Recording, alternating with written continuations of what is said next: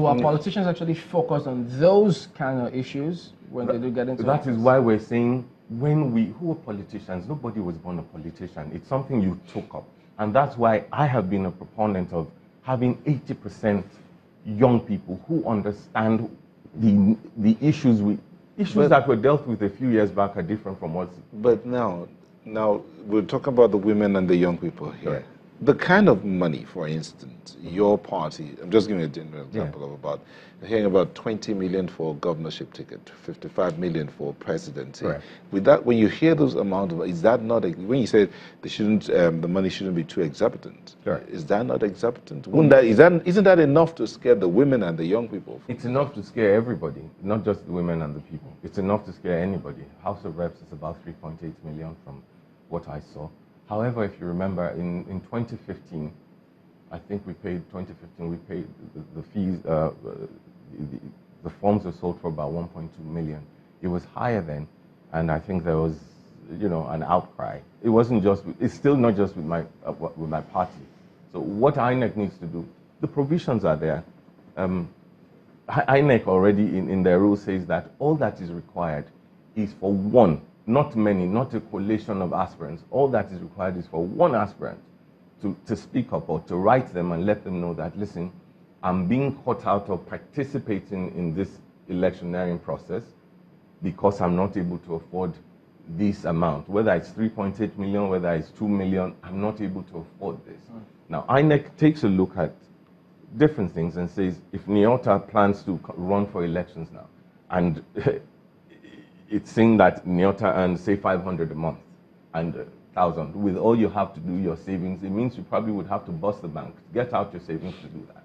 And then they have the right, to step in. I'm not ready to bust it. They have the right to step in. INEC has the right to step in and as a matter of fact, set how much they want the That's the side about the money. But the question of what to do, the strategy to achieve what you were saying about the children. Let me bring it back to you, Hadia. What's the strategy? That's the question a lot of people are asking. Yeah. Besides, what's your pedigree? The other question is, what strategy do the women and the young people have? Because so far, it looks as if they're neither here nor there. Thank you very much. For the women, for example, if I want to run for any position, already I've had the mindset that I want to run. And I know, personally, I know what I want to do. But if I have a program for women, my fellow women will be ready. Even the men, before we came on set, that's what we just discussing about myself and my brother here. Even the men should be ready to support us. They should believe in us. We are their mothers. We are the sisters. We are their daughters. So why don't they support us? The question, have they seen what they will support? They strategy. have to see this time around. So what's the strategy? What's the plan? I mean, if you say, I want to score a goal, I'm looking at the goal there. Yes. There are defensive players, there are midfielders, there are attackers. So you're going to have to say, okay, I have to go from the left or from the right or down the middle. So what's the strategy? Because that's the question a lot of people are asking. Yeah, just like I told you earlier, sir. I'm in it. I have my plans, and I have to bring in like minds. Because just like you said about football pitch, you cannot go to football pitch without having like minds who know how to, strike and get the goal done. So I need to bring people on board. And also the men, I keep saying the men, without you, we women, we can do much, but with you men, we can have a lot of support from you. We have the moral support, we'll surely get there. For example, for me, my leaders have been giving me a whole lot of support. Members have been giving me a whole lot of support.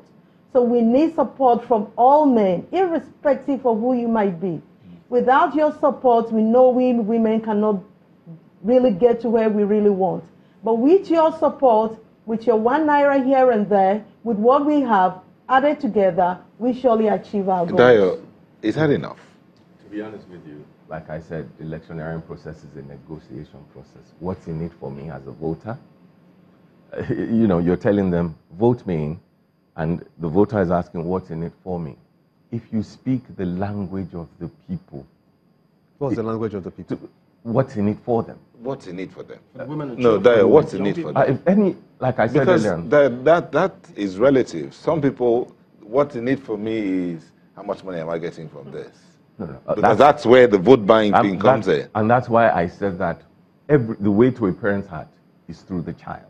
Now, when women see, like she had said earlier on, the moment you're able, do you realize that, thinking back, there hasn't been any time that a particular campaign strategy has been targeted directly at women? If I think back now, I don't remember any, unless you know of any. In Nigeria, I haven't seen any. Is there anyone now? The last person who tried to target 2019? something like that was Fela Anikulapo's mother. Is there anyone now in existence targeted towards 2019? Focus has been mainly on youth. So I'm happy this talk has come up now saying, what about the women? What's happening with the women? I'm very happy about it. And please, let's get something clear. If you talk about 67% as young people, some of them are women. Some of those 67 are young mothers. A 35-year-old young woman has a 10-year-old child. A 35-year-old young woman has a 13-year-old child. You know, some of them are women who I believe have also been included in this thing. And that's why I've been a proponent. Anywhere I go, I think it's important to have the right mix for a cake. Let's talk about sufficiency. Correct. Do you think that the Not Too Young to Run law, does it have that sufficiency to encourage women participation in politics, or even take the younger people, as you put them, you prefer to call them younger people, to really have that impact in our electioneering process? I believe that the Not Too Young to Run bill addresses generally young people. But because specifics on women were not adequately highlighted, it's been taken for granted that, oh, the young people they're talking about are guys, are fellas. Culture also plays a major role here. For a long time, culture had said to us that had restricted women. Culture had restricted women. And now they're breaking out of that shell to say, no, it's not going to happen. I've worked with a lot of fantastic, I've worked with Abike Dabiri in the House of Reps. I've worked with Nnenna KJ in the House of Reps. I've worked with, these are women who will take you, they will match you one-on-one. So we have capable hands, and they've already shown that they're able to. The major thing right now is, how do the voters engage them? For example, if the people, in leadership, religion doesn't play a role. But suddenly, we heard that, well, Muslims have been governors for so long, it's time for Christians. And it did come to pass. Christians have been on for so long, it's time for a Muslim, which religion has nothing to do with performance. So I think women can also play up that to say, well, this is what we demand, and if you don't give us that, it's not enough to just have women there. It's important to have women who would impact positively. It's a conversation that will continue subsequently, but we'll have to anchor at this point. Thank you for coming on. Hajia Omobolanle Raji, a member of SDP, and Honorable Dayo Bushalebishu, a member of the APC.